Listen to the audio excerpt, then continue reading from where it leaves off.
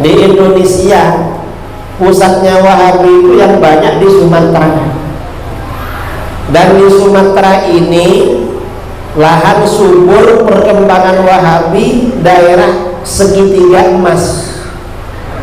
Segitiga mana? Sumatera Barat, Riau, Jambi. Ini mainnya memang dari sini, memang Wahabi segitiga ini. Dan memang Wahabi ini tidak bisa dihalau di sini. Artinya seperti didiamkan. Dan ini ciri-cirinya beda ibadahnya dengan kita. Bedanya apa? Kalau kita ini sholat subuh baca qul, kalau Salafi Wahabi gak baca qul.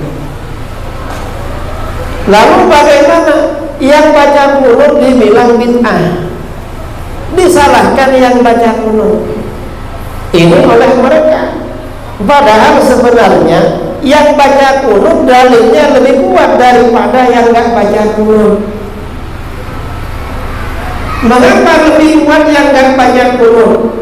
Para sahabat itu yang banyak baca qul, ahli hadis yang banyak baca qul. Makkah Madinah pada masa salaf baca qul. Yang gak baca qul itu di luar Makkah Madinah masa salaf. Makanya hadis qunut itu kuat sekali. Itu qunutnya. Karenanya qunut jangan ditinggalkan. Dalam hadis riwayat Imam Bukhari dari Abu Hurairah radhiyallahu an, Abu Hurairah berkata, "Wallahi ana la aqrabukum bi salati Rasulullah sallallahu alaihi wasallam." Kata Abu Hurairah, demi Allah, saya ini paling mirip sholatnya dengan Rasulullah sallallahu alaihi wasallam. Sholat saya ini paling persis lah di antara kalian dengan sholatnya Kanjeng Nabi. Abu Hurairah menerangkan begitu pada murid-muridnya. Lalu bagaimana? Abu Hurairah kalau sholat subuh bangun dari rukuk, yang kedua waktu i'tidal membaca qul. Ini hadisnya Bukhari Muslim. Makanya para ulama memang kebanyakan baca qul. Karena Abu Hurairah penghafal hadis yang tak pernah lupa baca qul. Karenanya kita juga baca qul. Ini tata cara sholatnya, baca qul. Ini baru sholat subuh, belum lagi sholat yang lain. Kalau sholat yang lain apa bedanya? Kalau mazhab Syafi'i ini kalau baca Fatihah biasanya basmalahnya jahar.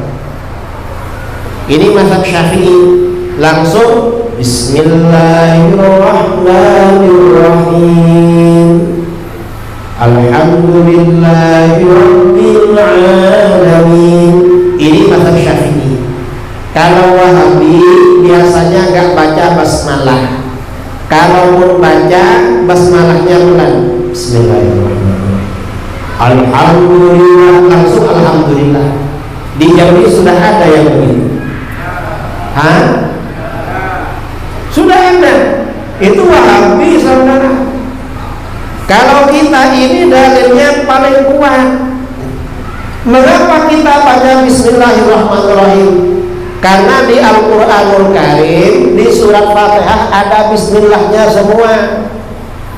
Saudara beli Quran terbitan Surabaya, beli Al-Quran terbitan Jakarta, Al-Quran terbitan Singapura, Al-Quran terbitan Kuala Lumpur, Al-Quran terbitan Saudi, Al-Quran terbitan Mesir. Bagian pertama sekali bacaan apa di Al-Quran? Bismillahirrahmanirrahim. Bismillah pertama kali, makanya kita baca. Bacaan kita sholatnya paling lengkap, saudara. Kalau yang nggak baca basmalah itu mana Qurannya? Coba tanya, mana Quran yang nggak ada basmalahnya? Kan nggak ada.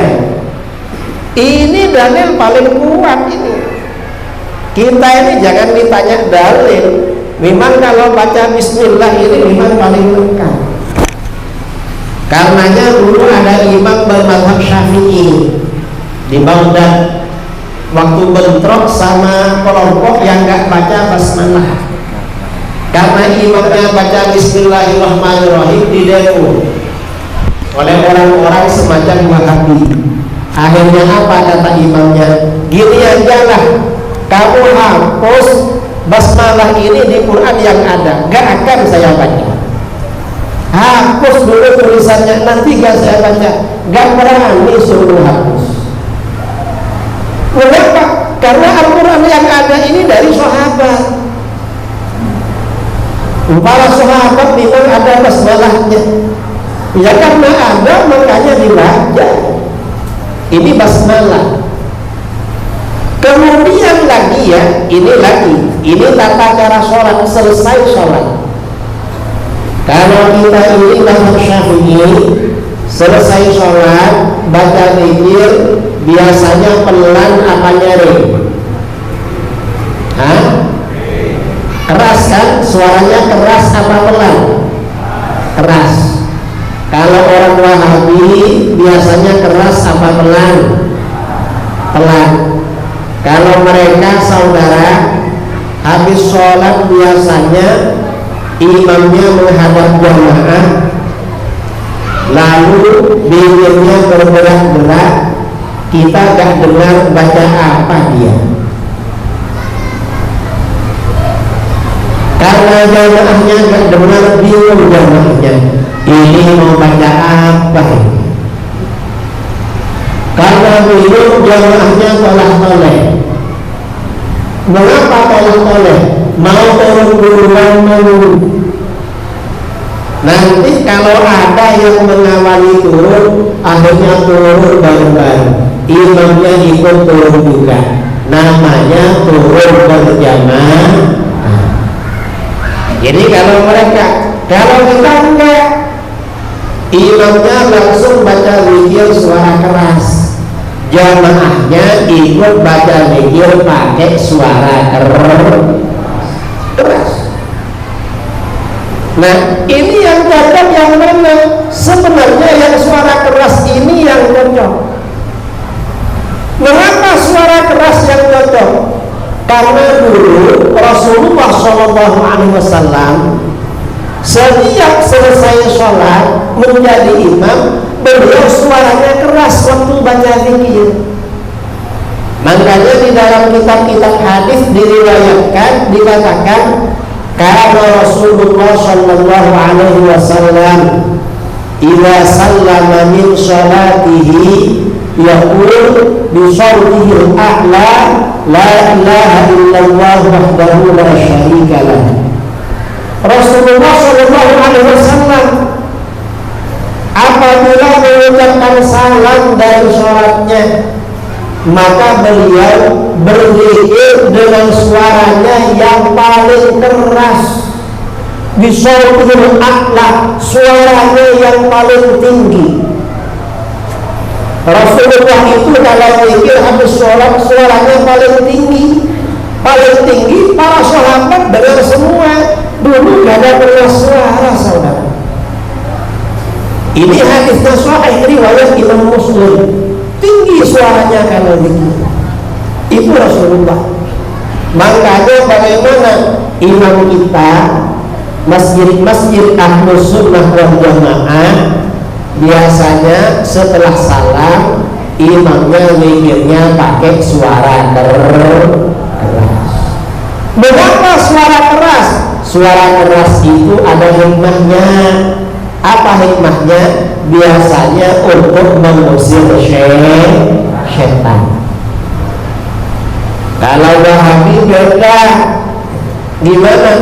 Kalau imamnya pakai zikir suara keras, lalu jamaahnya ikut baca zikir suara keras, langsung pergi. Mengapa? Memang zikir keras itu mujarab, sangat ampuh untuk mengusir setan. Betul? Terusir saudara, karena mereka setan. kena suara keras, itu imamnya. Lalu jamaahnya bagaimana? Kata Wahabi apa? Kalau imamnya gak apa-apa suara keras, setelah disampaikan dalil bahwa Rasulullah SAW zikir pakai suara keras, kata mereka apa? Imamnya gak apa-apa suara keras, terus yang penting jamaahnya gak boleh pakai suara keras. Kenapa gak boleh? Bid'ah katanya. Siapa yang bilang bid'ah? Ya mereka yang bilang bid'ah. Sebenarnya bagaimana? Yang benar jamaahnya Rasulullah dulu. Rasulullah SAW kalau sholat berjamaah, imamnya zikir pakai suara keras, makmumnya jamaahnya berzikir juga pakai suara keras juga suaranya. Jangan dikira gak keras. Di mana? Imam Bukhari Muslim meriwayatkan dari Ibnu Abbas. Ibnu Abbas radhiyallahu anhu berkata, kata Ibnu Abbas, inna raf'as shawt bidzikri hina yansharifun nas minal maktubah kana ala ahdi Nabi sallallahu alaihi wasallam. Sesungguhnya meneraskan suara dengan zikir ketika orang-orang selesai sholat maktubah, selesai sholat 5 waktu, itu berlaku pada masa Nabi Sallallahu Alaihi Wasallam. Artinya apa? Para sahabat itu kalau berzikir setelah sholat, itu zikirnya pakai suara keras.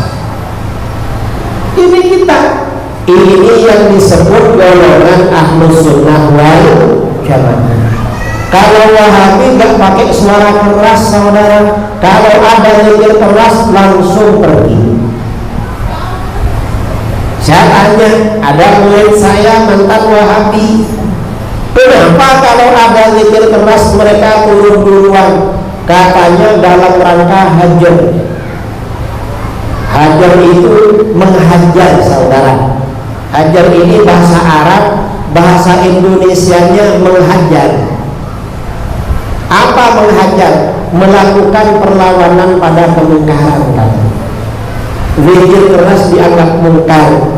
Sebenarnya yang betul bagaimana? Yang turun duluan itu sebenarnya yang gak betul. Mengapa gak betul?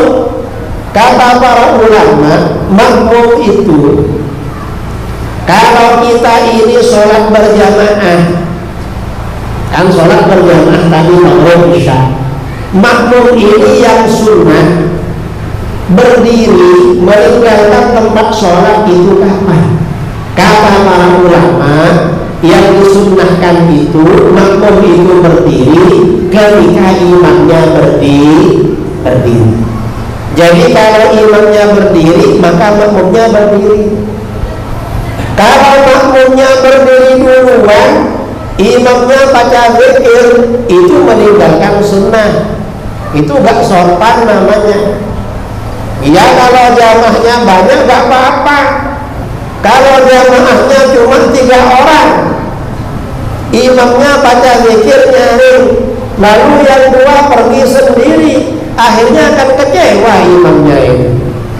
Sudah makmumnya tinggal 1 ditinggal. Nanti kalau yang 1 pergi juga, gimana baca zikir nyaringnya? Jadi begitu. Mengapa makmum ini yang sunnah berdiri menunggu imam? Jamaahnya Rasulullah dulu begitu. Di dalam Sahih Bukhari ada bab tiwarin nas qiyamal imam al-alim.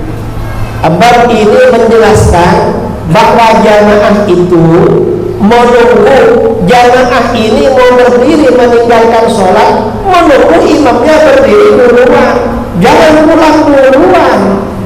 Imamnya belum selesai, makmumnya turun duluan. Nggak sopan namanya. Betul. Ada Wahabi yang begitu di Jambi.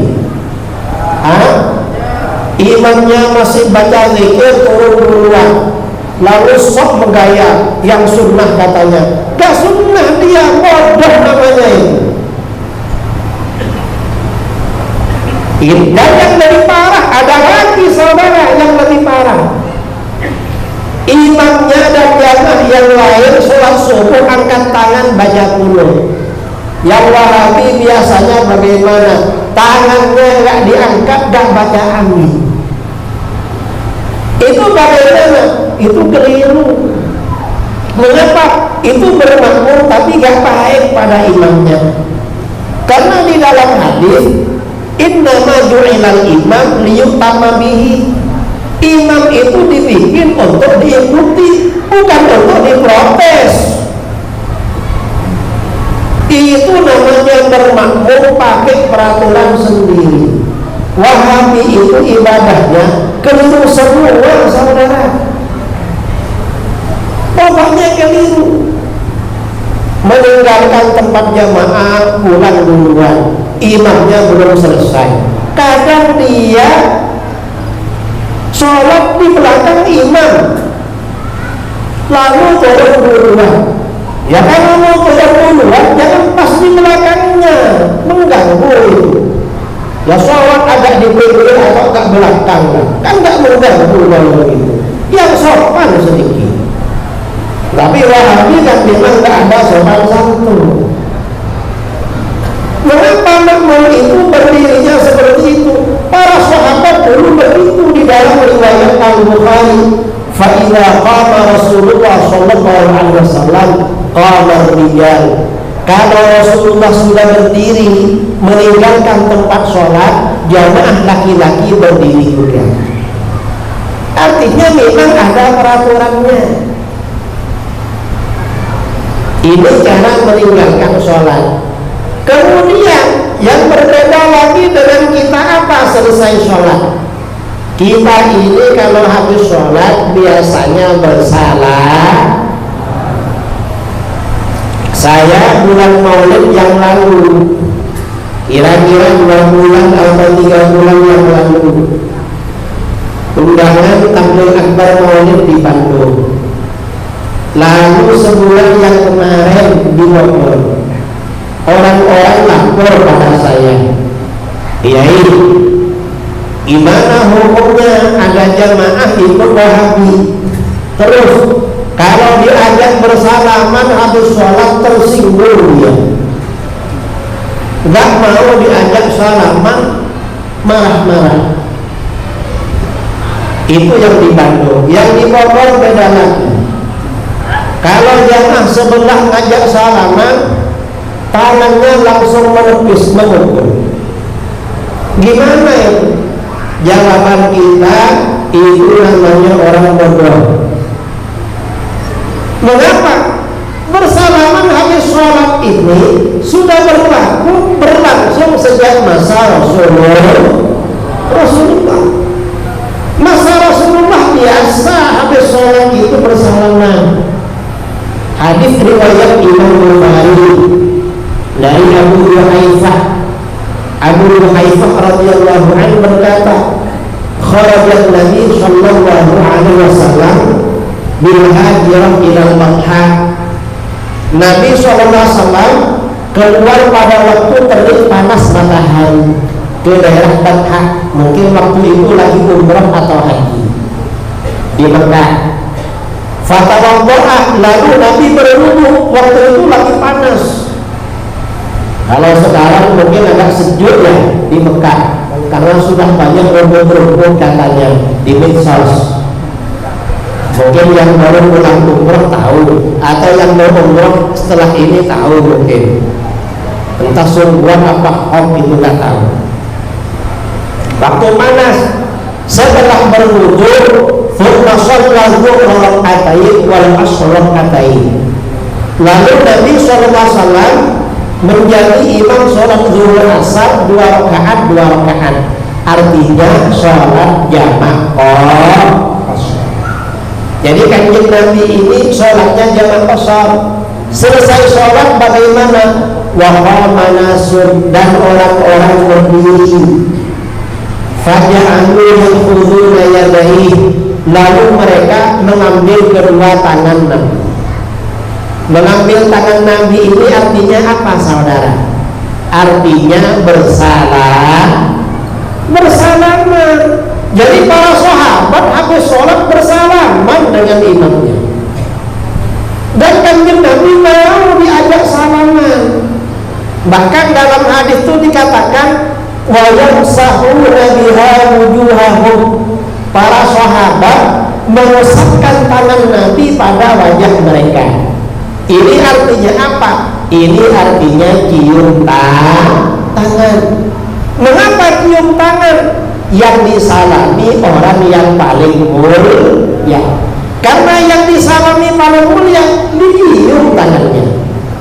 Ternyata bagaimana? Nabi mau diajak salaman. Gak jual mahal begitu. Wahabi itu apa jual mahal? Diajak salaman gak mau. Ada di Jambi yang gak mau diajak salaman? Ada? Gak mau diajak salaman. Ini gak mau. Bukan Nabi mau. Dan gak bid'ah, saudara. Seandainya salaman habis sholat itu bid'ah, pasti Nabi kasih tahu, loh jangan salaman, ini habis sholat, bid'ah ini. Ternyata kan Nabi dikasihkan aja tangannya. Lalu kata sahabat Abu Duhaifah berkata, fa'akhaltu biyadihi, aku ambil tangan beliau, wa wada'tuha ala wajhi, tangan beliau aku taruh ke wajah beliaunya. Fa'idha hiya abradu minas salji, ternyata tangan beliau lebih sejuk daripada salju, lebih dingin daripada es. Waktu itu musim panas. Rasulullah ini kalau panas mengalirkan energi dingin, menyenangkan pada para sahabat. Wa atyabu raihatan minal miski, dan tangan beliau lebih harum aromanya daripada parfum kastur. Artinya apa? Bersalaman habis sholat itu tidak haram dan bukan perbuatan bid'ah, bukan ajaran sesat. Justru yang gak mau diajak salaman itu adalah ajaran sesat. Mengapa ajaran sesat? Bikin perasaan sama orang, membuat saudaranya yang muslim perasaan, sakit hati. Itu gak boleh.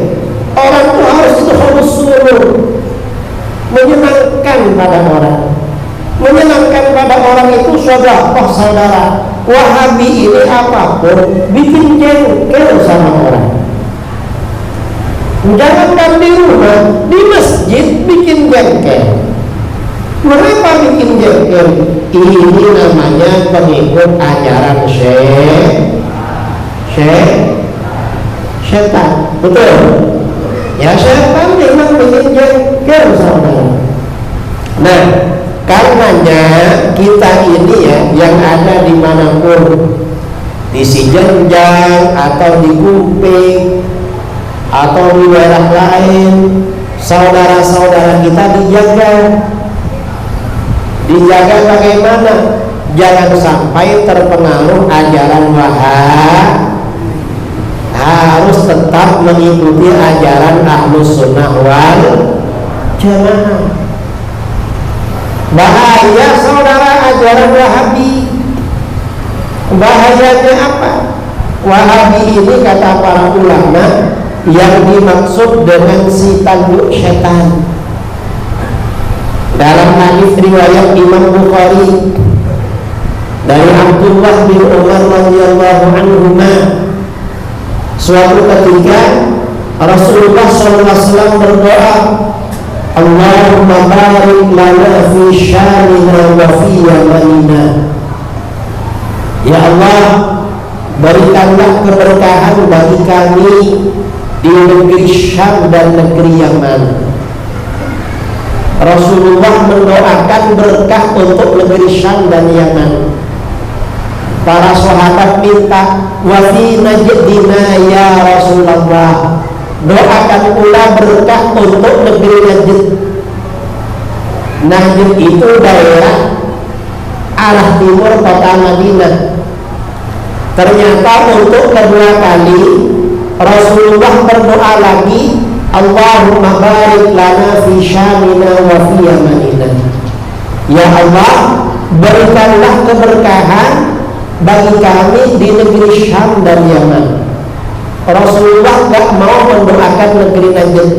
Para sahabat minta lagi, wa fi najdina ya Rasulullah, negeri Najd doakan pula Rasulullah berkah buat kami. Untuk ketiga kalinya Rasulullah berdoa lagi, Allahumma barik lana fi syamina wa fi yamanina. Ya Allah, berikanlah keberkahan bagi kami di negeri Syam dan Yaman.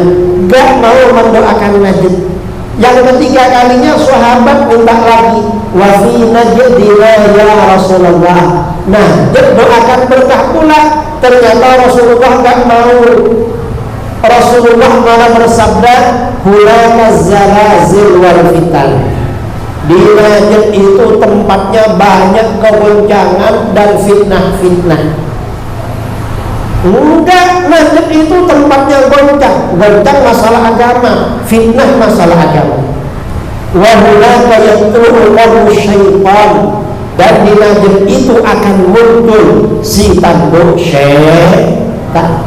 Kata para ulama, tanduk syaitan ini maksudnya adalah ajaran Wahabi.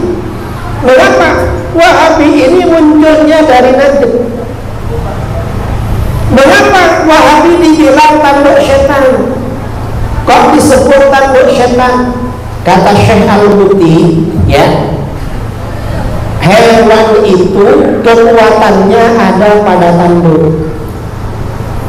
Saudara kalau pernah nonton kambing bertengkar sama kawannya, atau rusa bertengkar sama kawannya, hewan itu kalau marah sama kawannya, tanduknya itu disuruhkan tanduk. Jadi hewan itu kekuatannya pada tanduk. Nah, Wahabi ini kan tanduk setan. Setan itu sebenarnya ajarannya gak kuat, tapi begitu ajaran setan dijalankan oleh Wahabi menjadi kuat, saudara. Kok menjadi kuat? Ini contoh ya. Selesai sholat, setan bisik-bisik, gak usah miring tangga, ayo turun main HP aja di luar, kan bawa HP, gak usah militan. Tetap aja orang ini militan. Zikir berjamaah kuat, lama-lama datang Wahabi. Lalu apa kata Wahabi? Zikir habis sholat kalau keras haram dan bid'ah. Terpengaruh oleh Wahabi. Begitu terpengaruh Wahabi, mendengar imamnya baca zikir keras, langsung lari dari masjid, kena tanduk syaitan.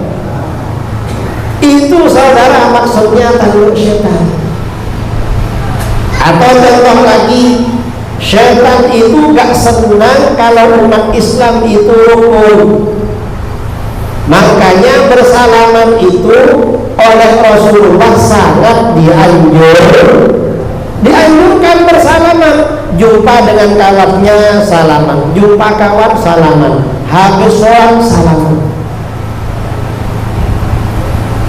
Sama setan diajak bertengkar, jangan akrab lah, bermusuhan sama orang, itu gak suka sama kamu, ini gini, macam-macam. Tetap ada orang ini bersalaman. Datang Wahabi. Apa kata Wahabi? Bersalaman habis sholat bid'ah dan haram. Akhirnya gak bersalaman, akhirnya bermusuhan dengan kawannya, gara-gara tanduk syaitan. Ini contoh lagi ya, sholat malam. Kalau setan ini malam-malam nyuruh kita gak sholat, Kalaupun sholat, kata setan, jangan banyak-banyaklah sholat malam, sedikit aja. Enggak perlu banyak-banyak sholat malam. Tarawih enggak perlu banyak-banyak. Yang penting datang ke masjid. Tetap aja orang sholat malam tarawihnya banyak. Datang Wahabi, si tandur syekh. Apa kata Wahabi? Sholat malam lebih dari 11 rakaat hukumnya haram. Tarawih lebih 11 rakaat hukumnya haram. Akhirnya apa? Asalnya tarawih dulu 23 dan witirnya akhirnya sekarang ganti 11 rakaat. Mengapa? Kena tandur syekh. Di Jambi ada apa enggak tarawih 11 rakaat? Hah? Banyak. Di Al-Irsyad berapa rakaat? Hah? 11 sama 23? 23. Alhamdulillah. Kalau ada yang 11 berarti itu kena tandur setan. Wahabi saudara. Makanya kita ini harus tahu ajaran Islam ya, ajaran Islam yang kita amalkan dari datuk-datuk guru-guru, yang kita terima dari ulama-ulama dulu di seberang, di Sijanjan, di Jambi ini kan banyak ulama dulu. Dan ulama Jambi ini dulu bukan kaleng-kaleng saudara. Mengapa? Ulama-ulamanya dulu itu kan belajar di Mekah ya. Alumni Mekah ulama Jambi dulu. Jangan dikira kaleng-kaleng. Ulama sungguhan ulama dulu beda dengan ulama sekarang. Kalau ulama sekarang ini ya ulama lah dibanding daripada yang bodoh. Tapi kalau dibanding dengan ulama dulu tidak ada apa-apanya. Nah, ajaran Islam yang kita terima dari ulama-ulama dulu jangan sampai dirubah, jangan sampai diganti, jangan sampai ditinggalkan, diganti ajaran baru Salafi Wahabi. Walaupun mereka bilang bid'ah sesat, jangan didengar saudara. Itu adalah suara-suara si tanduk syekh. Itu syaitan yang ngomong itu, yang pulang melalui mereka. Mereka itu juru bicaranya. Buktinya mereka juru bicara setan. Setan itu kalau jumpa orang gak senyum biasanya. Betul? Hah? Pernah jumpa setan? Gak pernah. Mereka ini gambarannya. Umat Islam ini kalau jumpa orang dianjurkan tersenyum, karena senyum ketika jumpa itu sudah apa saudara. Kalau gak mau sholat senyum aja gak mau, pelit sekali. Itu namanya Wahabi. Kita jangan terpengaruh dengan itu. Kita ini harus tetap istiqomah, konsisten dengan ajaran Ahlus Sunnah wal Jamaah. Dan kalau punya anak, waktunya belajar, jangan dimasukkan di lembaga mereka. Wahabi ini banyak buka rumah tahfidz, betul. Banyak buka sekolah IT. Apa IT itu? Islam terpadu. Maksudnya Islam terpadu, Islam dipadu dengan ajaran setan. Ya, Islamnya Wahabi itu. Kalau anak saudara masuk lembaga Wahabi, pondoknya Wahabi, bahaya. Mengapa? Sebentar lagi anak saudara akan menjadi anak durhaka pada orang tua. Ingin anaknya durhaka orang tua.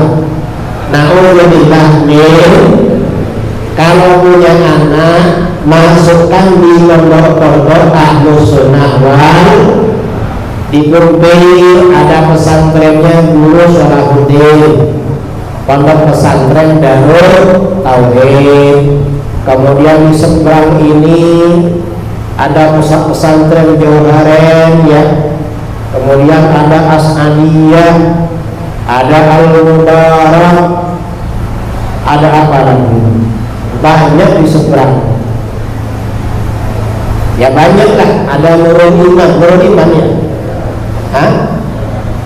Iya, saya awal-awal ke Jambi dulu silaturahmi ke pondok-pondok di seberang ini. Beberapa kali silaturahmi dan banyak di Jambi. Jadi kalau punya anak jangan dimasukkan lembaga mereka, walaupun gratis. Mengapa? Kalau masuk di tempat mereka, sebentar lagi jadi anak durhaka pada orang tua. Ini cerita kejadian kisah nyata. Tahun kemarin saya tabligh akbar di Kabupaten Tojo, Undang-Undang, Sulawesi Tengah. Dari Palu naik kendaraan kira-kira 8 jam, 8 atau 7 jam. Saya bilang kalau punya anak jangan disekolahkan di tempat mereka, bahaya. Kenapa? Sebentar lagi jadi anak durhaka. Selesai ceramah, tuan guru yang ada di sana melaporkan pada saya, betul Pak Kiai, kalau belajar di tempat mereka jadi anak durhaka. Kau tahu? Kawan saya anaknya kelas 1 SD masuk di sekolah mereka, dapat 6 bulan, berani bilang sama bapaknya, sama orang tuanya, ya apa? Ayah ini sesat loh. Kenapa? Ayah tadi malam ikut tahlilan. Kira-kira kalau ada anak berani bilang sesat sama bapaknya, itu anak berbakti apa anak durhaka? Anak durhaka. Dapat 1 minggu bilang lagi sama bapaknya, ya ayah ini kok sesat lagi. Kenapa? Tadi malam ayah ikut maulid Nabi. Ini mereka saudara menyesatkan orang. Masih kelas 1 SD sudah diajari durhaka orang tua. Bahaya lembaga mereka ini. Lalu ada orang meninggal. Ini cerita dari situ. Ada orang tua meninggal, ayah anaknya pengikut Wahabi sudah dewasa. Pada waktu proses pemakaman, tuan guru di sana mau baca talqin, anaknya marah-marah, jangan baca talqin, ini bacaan sesat, haram, bid'ah. Marah-marah saudara, padahal yang mau baca talqin tuan guru. Akhirnya apa? Masyarakat dan keluarga yang lain tetap baca talqin. Karena bacaan talqin diteruskan, akhirnya apa? Anak ini bersama dengan 2 orang kawannya pergi meninggalkan prosesi pemakaman itu sambil tertawa terbahak-bahak.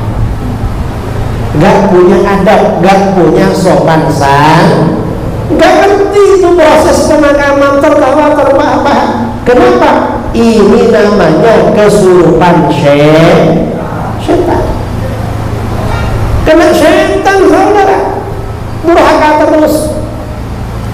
Kalau anaknya ini Ahlus Sunnah wal Jamaah, orang tuanya pagi-pagi dimakamkan, malam hari anaknya mengadakan ritual tahlilan, lalu sedekah hidangan makan sebagai dalam rangka berbakti pada orang tua. Tapi kalau Wahabi, orang tuanya dikubur pagi-pagi, malam tutup pintu, gak ada tahlil, gak ada doa bersama, gak ada sedekah untuk orang tua. Wah, mengapa? Dasar anak durhaka. Dalam perjalanan waktu, kalau anaknya ini Ahlus Sunnah wal Jamaah, akan mengenang orang tuanya.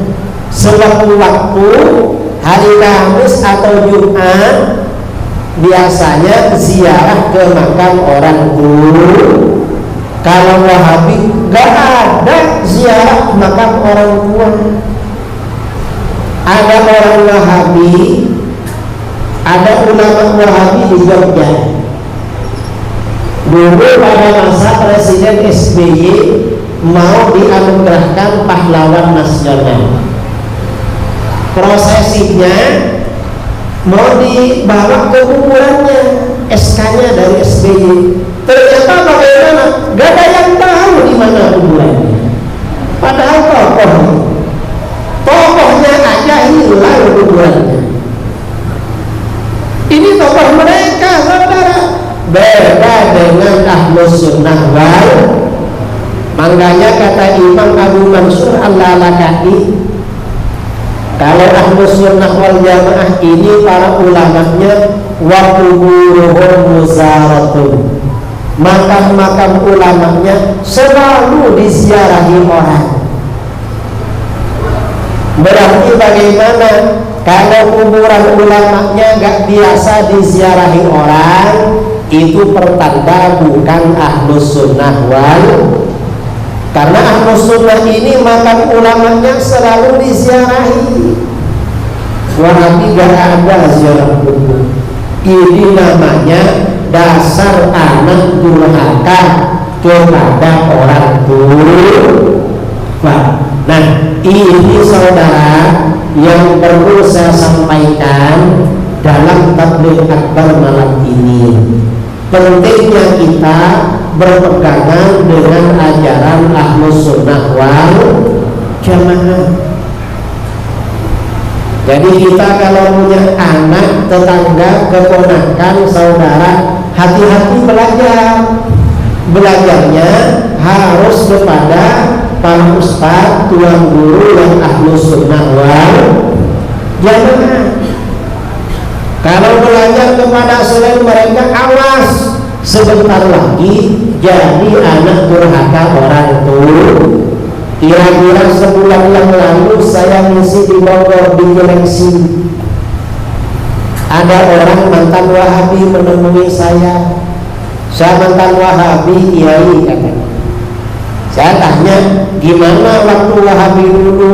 Saya dulu mengkafirkan orang tua saya. Guru saya juga saya kafirkan. Terus orang-orang saya anggap kafir. Malah saya sudah mau ikut perang ke Syria, ikut jihad. Kok bisa sadar? Saya jumpa dengan seorang guru di Bogor, diajak diskusi.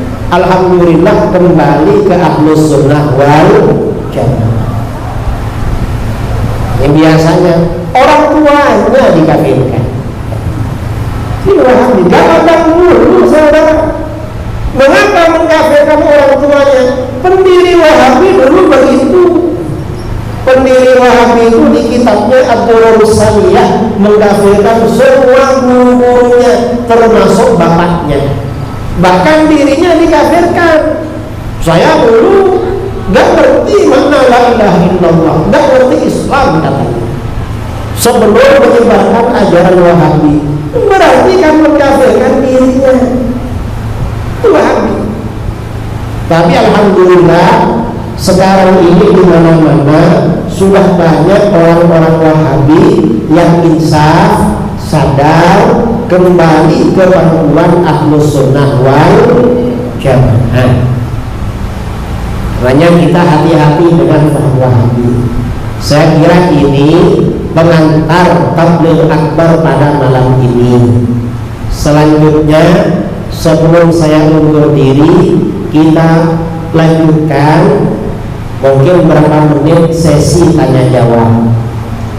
Karena ini tabligh akbar tentang akidah Ahlus Sunnah wal Jamaah, mungkin ada isu-isu lokal di sini. Hal-hal yang menjadi isu-isu di kalangan Wahabi ada yang menganjang di hati kita. Silahkan kalau mau ditanyakan pada malam ini. Silahkan, mungkin ada yang mau bertanya sebelum kita off. Ada pertanyaan?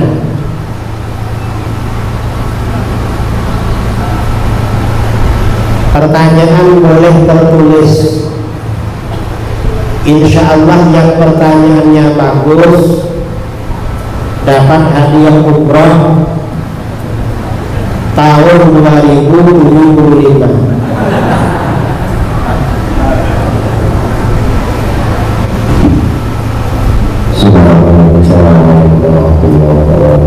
Assalamualaikum warahmatullahi wabarakatuh. Nama saya Ibu Khatib.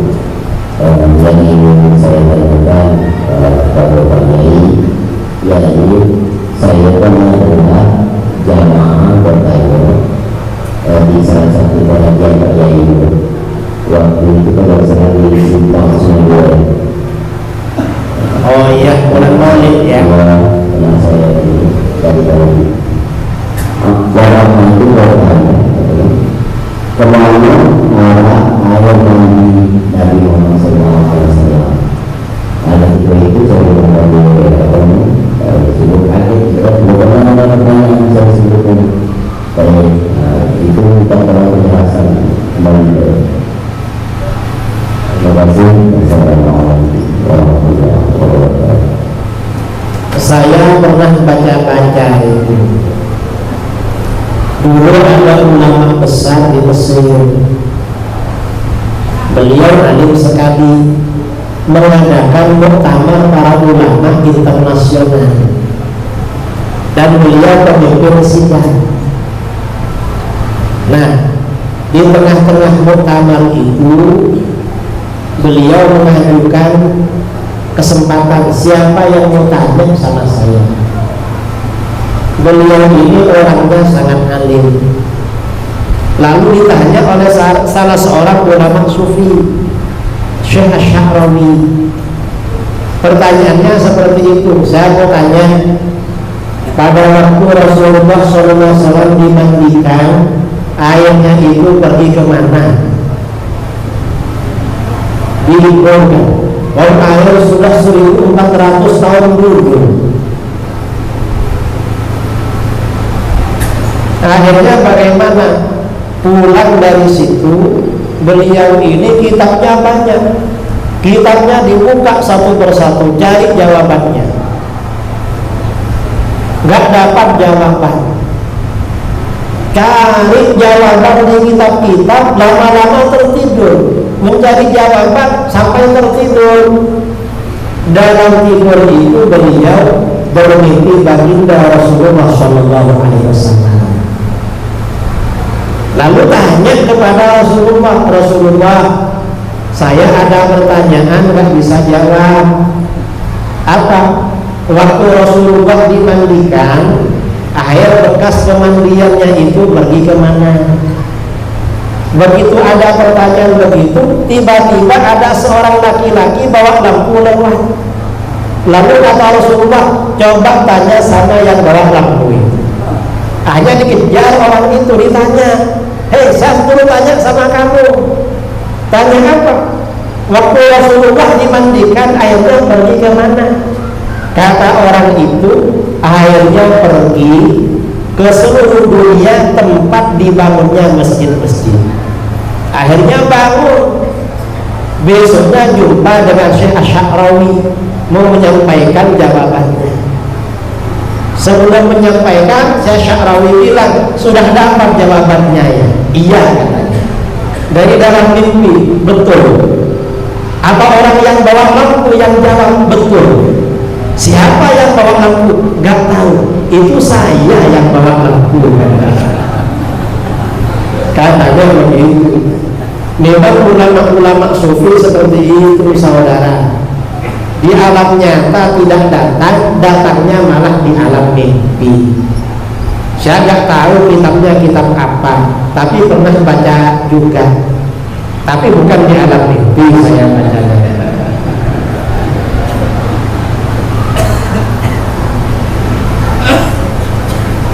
Ada lagi pertanyaan?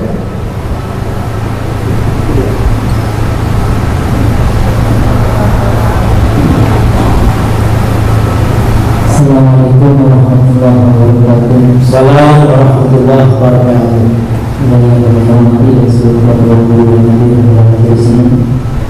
Kami mau tanya,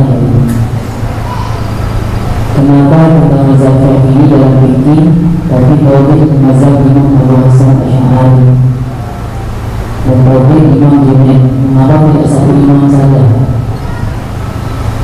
tauhid, fikih dan tasawuf hanya satu imam saja. Jadi begini, kenapa kita fikihnya Imam Syafi'i, tauhidnya Imam Asy'ari? Kenapa tauhidnya gak ikut Imam Syafi'i juga? Kalau di dalam fikih mazhab 4 ini berbeda-beda. Ada mazhab Hanafi, Maliki, Syafi'i, Hambali. 4 mazhab ini perbedaannya ribuan saudara tiap mazhab. Kalau di dalam akidah 4 mazhab ini sama, mazhabnya sama. Lalu mengapa keintisab pada Imam Asy'ari kalau sama? Kalau kita ikut Imam Syafi'i, tauhidnya, loh yang lain itu sama, yang beda kan fikihnya. Imam Asy'ari ini merupakan ulama yang berhasil membangun metodologi yang bagus dalam menjelaskan akidahnya Imam Syafi'i dan imam-imam yang lain. Kita ini ikut akidahnya Imam Asy'ari bukan berarti akidah dari Imam Asy'ari. Akidah Ahlus-Sunnah ini dari imam yang 4, imam 4 ini dari guru-gurunya, guru-gurunya dari para sahabat itu dari Rasulullah. Imam Asy'ari ini membangun metodologi cara menjelaskan, cara menyebarkan, cara membela, cara mempertahankan ajaran Ahlus Sunnah wal Jamaah. Jadi kalau diteliti, akidah Asy'ari itu ada benang merahnya dari pernyataan-pernyataan Imam Syafi'i. Jadi begitu. Ini yang pertama. Yang kedua, Imam Syafi'i ini memang ahli akidah, tapi beliau memang spesialisasinya fikih, bukan gak ngerti akidah. Kalau Imam Asy'ari memang spesialisasinya akidah, memang bukan gak ahli fikih. Saudara kalau sakit gigi misalnya, di Jambi ada dokter gigi, ada dokter mata. Kira-kira dokter mata kalau ditanya obat sakit gigi bisa enggak jawab? Kan bisa, tapi kan bukan bidangnya. Dokter gigi ditanya obat sakit mata bisa juga jawab. Wong dokter umum kadang perawat itu bisa. Tapi kita ini biasanya dalam hal-hal yang bersifat zahir lebih mengutamakan yang spesialis. Itu kedokteran, apalagi dalam masalah agama. Jadi Imam Asy'ari dalam akidah ini lengkap memang. Kalau Imam Syafi'i di dalam akidah masailnya tidak selengkap Imam Asy'ari. Mengapa? Syubhat-syubhat aliran sesat pada masa Imam Syafi'i tidak ramai. Yang ramai pada masa Imam Asy'ari, dan Imam Asy'ari yang mampu menghadapi mereka. Jadi dengan mengikuti Imam Asy'ari bukan berarti kita meninggalkan Imam Syafi'i, karena akidahnya Imam Asy'ari sama dengan akidah imam-imam sebelumnya. Beliau ini hanya membangun metodologi. Jadi begitu. Lalu tasawufnya kenapa Imam Junaid? Ya Imam Junaid ini memang spesialisnya tasawuf. Bukan berarti beliau ahli fikih juga. Cuma memang yang paling ahli tasawuf beliau. Kita ini memang apapun yang spesialis. Kalau dalam bidang hadis imamnya Bukhari, Muslim, Abu Dawud, Tirmidzi, Nasai, Ibnu Majah. Kenapa enggak Imam Syafi'i? Apa Imam Syafi'i bukan ahli hadis? Ahli hadis juga. Cuma ya dalam bidang hadis Imam Bukhari dan lain-lain itu lebih menguasai karena spesialis di situ. Imam Bukhari walaupun ahli hadis, fikihnya ikut Imam Syafi'i, akidahnya ikut imam sebelumnya. Jadi begitu. Ini gak perlu digugat seperti ini. Kalau di alam nyata kita seperti itu. Kalau sakit mata cari dokter mata, kalau sakit gigi cari dokter gigi, kalau mau melahirkan cari SPO, kan begitu. Kalau di negeri kita dukun bisa melahirkan, tapi sekarang kan nggak dicari ya. Karena bukan spesialisasi pada masa sekarang. Kalau dulu dicari gak ada lagi. Ada lagi.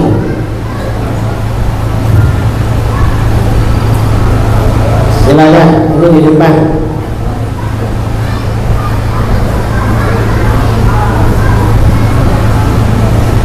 Assalamualaikum warahmatullahi wabarakatuh. Assalamualaikum warahmatullahi wabarakatuh. Saya Abdul Ghafar. Di sini saya menanyakan, tadi sudah dijelaskan tentang salah satu ciri-ciri Wahabi itu tidak benar, terus dikerjakan di atas namanya secara sih. Itu apa ada ciri-ciri yang lain? Saya mengatakan kalau kita masuk ke situ, apa ada ciri-ciri yang lain selain itu dulu? Cara lain cuma dari sholatnya atau yang lainnya. Terus kalau seandainya kita tergabung dalam itu juga ada yang itu baik. Terima kasih. Kalau ciri-ciri yang lain mereka sholatnya bagaimana? Wahabi ini sebagian mereka kalau berjamaah kakinya menginjak kaki jamaah sebelah. Ada di Jambi. Itu Wahabi biasanya. Kalau sholat ganggu orang. Enggak perlu buat kaki jamaah sebelah itu. Itu ajaran baru itu. Dulu enggak ada. Lalu kalau bersedekah tangannya hampir ke leher, kayak orang kedinginan menggigil. Kalau kita kan di atas pusat, di bawah susu, mereka begini. Itu bersedekah. Kemudian kadang-kadang jarak kaki kanan dan kaki kiri mereka berapa senti? Setengah meter kadang-kadang. Ya pokoknya lebar sekali lah. Ini diantara ciri-ciri sholatnya ya. Ciri-ciri sholat macam itu. Kalau sholat Jumat azannya, khotibnya ada tongkat apa enggak? Enggak ada kan? Kalau kita ada tongkat, mengapa ada tongkat? Kalau Rasulullah khutbah pakai tongkat. Khulafaur Rasyidin Abu Bakar, Umar, Utsman, Ali radhiyallahu anhu khutbah pakai tongkat. Karenanya kita menganjurkan tongkat. Mereka tongkat enggak ada. Itu ciri-cirinya ya, banyak lah ya ciri-cirinya. Kalau kita berjamaah pada mereka hukumnya bagaimana? Sah, cuma makruh. Apa dapat pahala? Sebagian ulama mengatakan malah mengurangi pahala, defisit pahalanya. Karenanya lebih baik sholat sendirian. Ada yang mengatakan lebih baik berjamaah kalau nggak ada lagi, walaupun imamnya mereka. Ya kalau imamnya fasih nggak apa-apa. Kadang-kadang imamnya sudah nggak baca kunung, Wahabi lagi, Qurannya nggak fasih, makruh berkali-kali. Saya pernah saudara sholat di masjid di Madura bulan Maulid kemarin. Ternyata imamnya baca Quran salah-salah, lalu gak baca turun. Selesai sholat saya turun, karena dia mau wiritan gak khusyuk, segera turun. Akhirnya imamnya ngejar-ngejar saya, Kiai, kapan datang? Loh, kamu imamnya? Iya. Kamu baca Quran salah-salah, kamu sama si belajar, Kiai. Belajar kok jadi imam, makruh kamu jadi imam. Mereka ini walaupun salah-salah berani jadi imam. Ini ciri-ciri mereka, banyak ciri-cirinya saudara. Ini kalau ibadah ya. Kalau tradisi kemasyarakatan, kita ini kalau ada keluarga meninggal biasanya mengadakan ritual tahlil. Kalau mereka gak ada tahlil, malah mengharapkan. Dan itu bukan karena mereka ikut sunnah, bukan, mereka gak tahu aja. Dan sekarang ini banyak orang yang Wahabi yang sudah berubah, sudah tahlilan karena dah tahu dalilnya. Alhamdulillah. Itu ciri-cirinya. Pertanyaan terakhir, ada lagi? Ada? Oh, ini terakhir.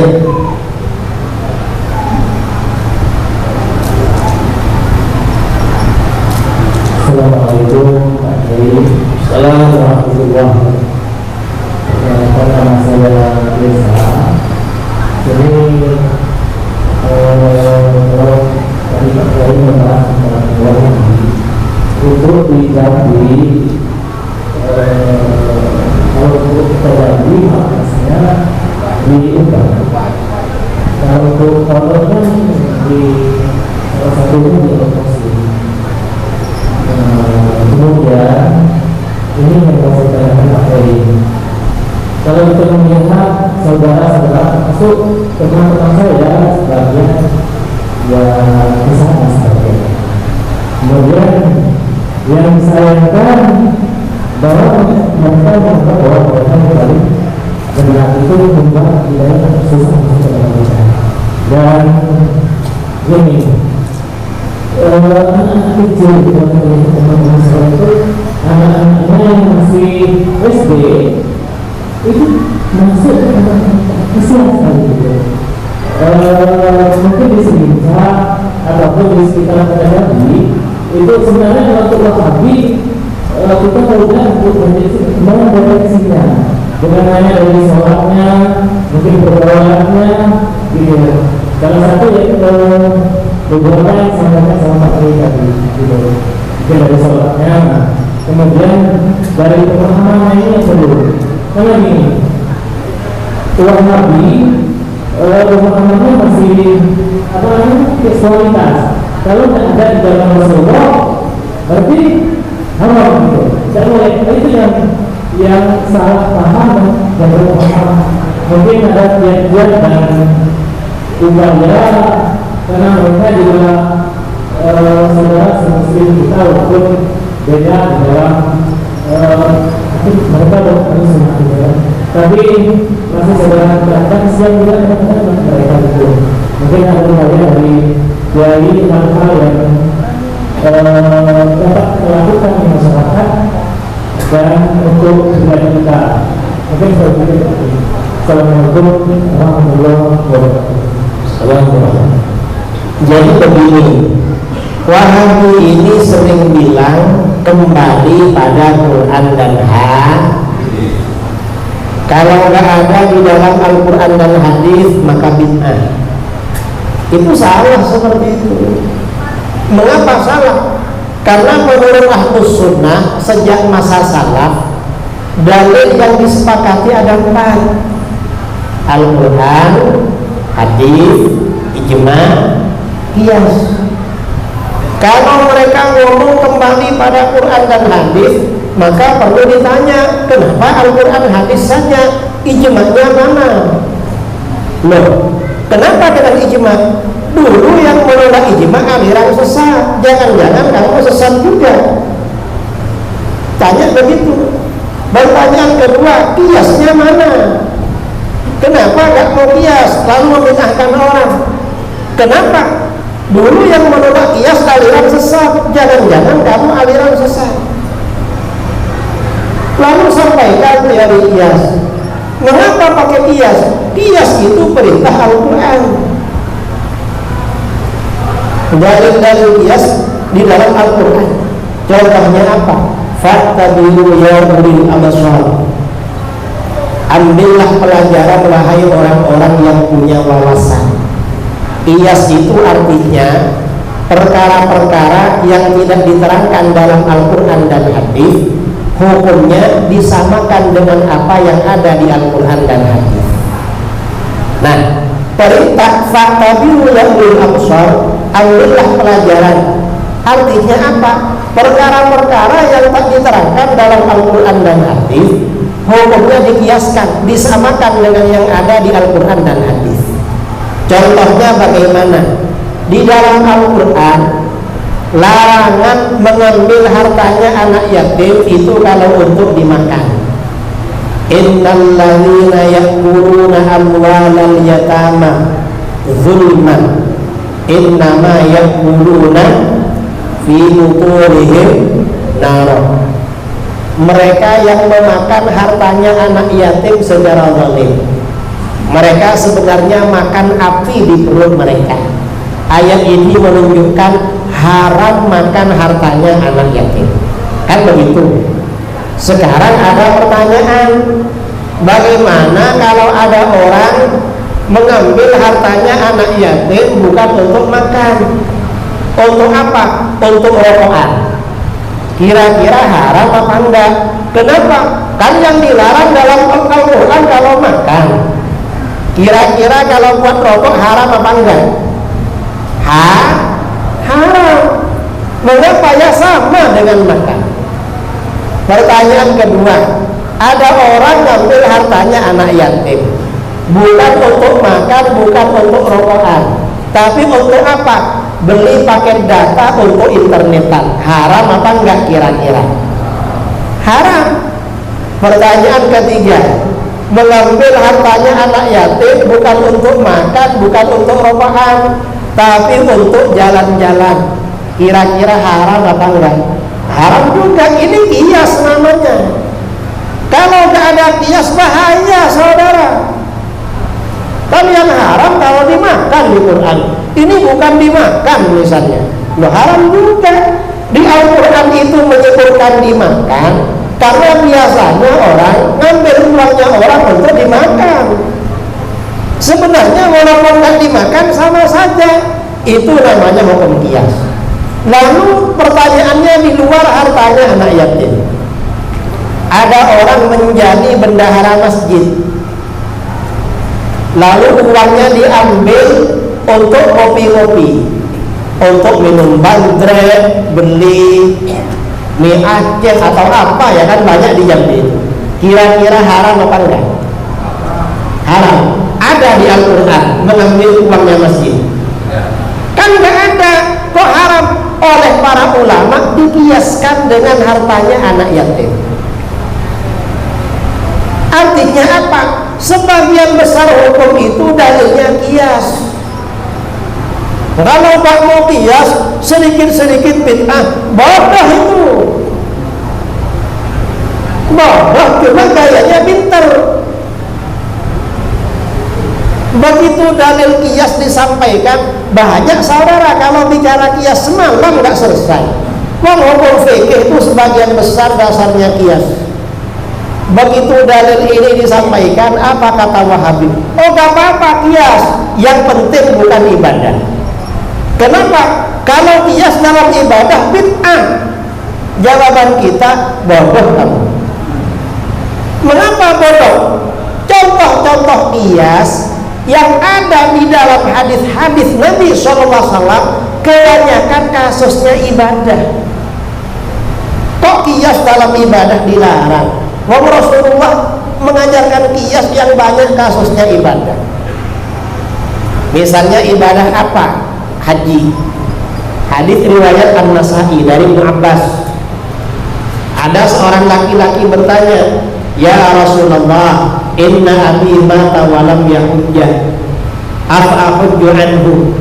Hai Rasulullah, ayah saya ini meninggal belum sempat berhaji. Apa saya hajikan?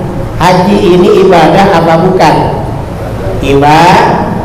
Ternyata Rasulullah jawabannya pakai kias, pakai analogi. Apa sabda beliau? Ara'aita law kana ala abika dainun aku taqadaitahu anhu. Menurut kamu, seandainya bapak kamu punya hutang sama orang, apa kamu lunasi? Punya hutang uang. Hutang uang ibadah apa bukan? Bukan ibadah. Ternyata kata laki-laki itu, "Na'am, ya Rasulullah, saya lunasi." Lalu apa sabda Rasulullah? Rasulullah bersabda, "Fadailullah ahaqqu ayyubba." Hutang pada Allah lebih berhak kamu lunasi. Ini namanya hutang ibadah dikiaskan dengan hutang yang bukan ibadah. Berarti ini kias dalam ibadah. Artinya apa? Rasulullah mengajarkan kias. Apalagi yang ibadah, puasa. Contoh yang puasa, hadis riwayat Imam Ahmad, Abu Dawud, Tirmidzi dan Nasa'i. Sayyidina Umar berkata, "Hasyashtu yawman faqabbaltu wa ana sha'im." Suatu hari saya senang sekali, karena senang saya cium istri saya.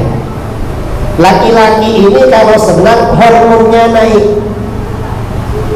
Hormon ini kalau naik biasanya syahwat, langsung cari istrinya, paling enggak dicium. Tapi kalau sumpah hormonnya turun. Kalau turun enggak peduli sama istrinya.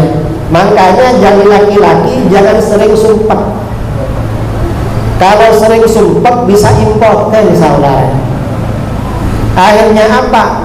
Karena sering sumpah impoten, malam-malam mestinya menemani istrinya pergi ke sungai mancing ikan. Betul. Makanya yang suka mancing yang sumpah biasanya.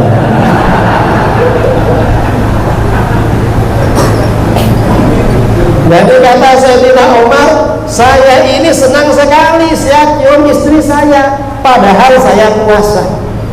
Akhirnya apa? Fa'ataitu Rasulullah sallallahu alaihi wasallam faqultu. Saya mendatangi Rasulullah sallallahu alaihi wasallam, lalu saya bertanya, "Ya Rasulullah, laqad shadaqtul yawma amran 'azima." Hai Rasulullah, hari ini saya melakukan kesalahan besar. Apa? Qabbaltu wa ana shaqim. Saya mencium istri padahal saya puasa. Gimana puasa saya? Apa jawaban Rasulullah? Rasulullah jawabnya pakai kias. Beliau malah bertanya, mengajarkan kias. Ara'aita law tamattamta bima'in wa anta shaqim. Menurut kamu, seandainya kamu berkumur dengan air, kamu lagi puasa, batal enggak puasanya?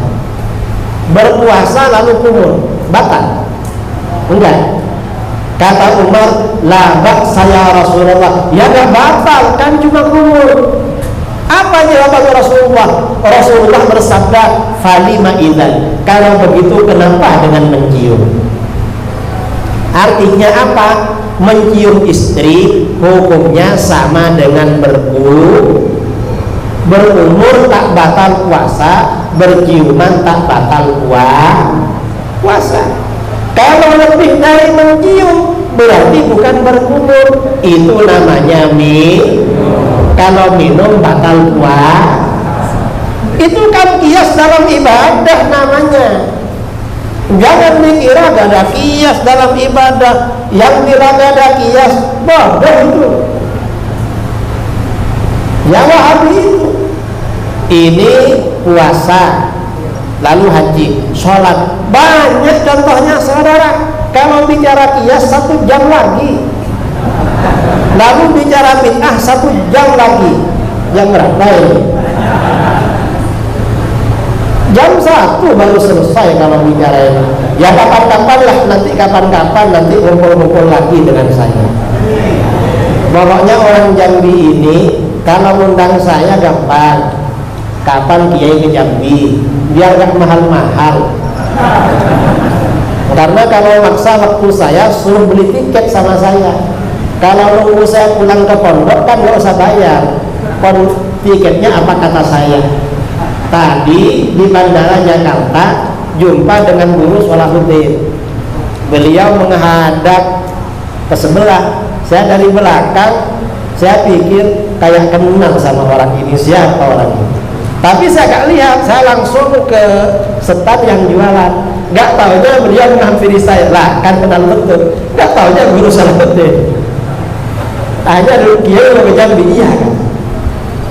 Ini panitianya tanya pesawat apa kan. Ya kalau nggak usah kasih tahu ya nggak apa-apa. Jadi gitu, saya ini setiap bulan biasanya ke Jambi. Jadi di Jambi, asalkan di sekitar kota Jambi ya, kan satu arah ke tempat saya. Gampang lah kalau acara-acara. Saya kira itu, ini waktu sudah pukul 11, saya kira cukup ya. Dan mic-nya langsung mati. Mungkin karena mau ditutup, mic-nya langsung berhenti duluan.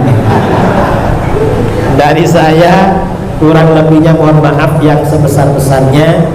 Mudah-mudahan kita semua, keluarga kita, orang-orang yang kita cintai, umat Islam khususnya di kota Jambi, tetap dijaga oleh Allah, istiqamah dalam ahlus sunnah wal jamaah.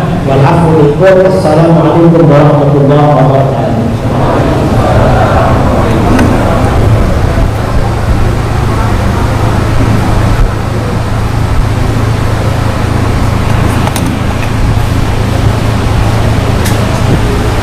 Bismillahirrahmanirrahim.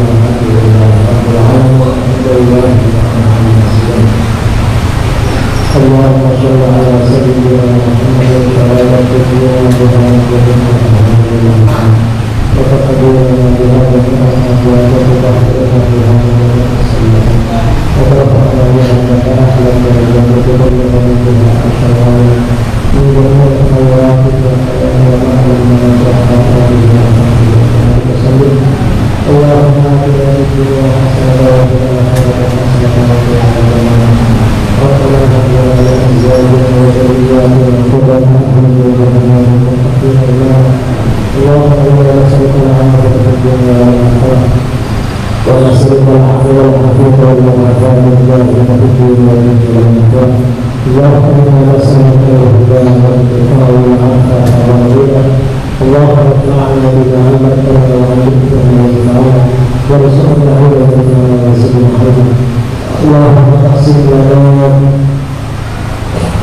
وخشيتك ما يحول بيننا وبين المعصية ومن طاعتك ما تبلغنا به جنتك ومن اليقين ما تهون به علينا مصائب الدنيا اللهم متعنا بأسماعنا وأبصارنا وقوتنا ما أحييتنا واجعله الوارث منا وانفعنا على من ظلمنا وانصرنا على من عادانا ولا تجعل مصيبتنا في ديننا ولا تجعل الدنيا أكبر همنا ولا مبلغ علمنا ولا تسلط علينا من لا يرحمنا اللهم زدنا ولا تنقصنا وأكرمنا ولا تهنا وأعطنا ولا تحرمنا وآثرنا ولا تؤثر علينا وأهدنا وارض عنا واغفر لنا ولوالدينا ومشايخنا ومعلمينا وأصحابنا وأحبابنا وجميع علينا وللمسلمين والمسلمات والمؤمنين والمؤمنات الأحياء منهم والأموات وصلى الله على سيدنا محمد النبي الأمي وعلى آله وصحبه وعلى وسلم تسليما كثيرا سبحان ربك رب العزة عما يصفون وسلام على المرسلين والحمد لله رب العالمين. تقبل الله منكم.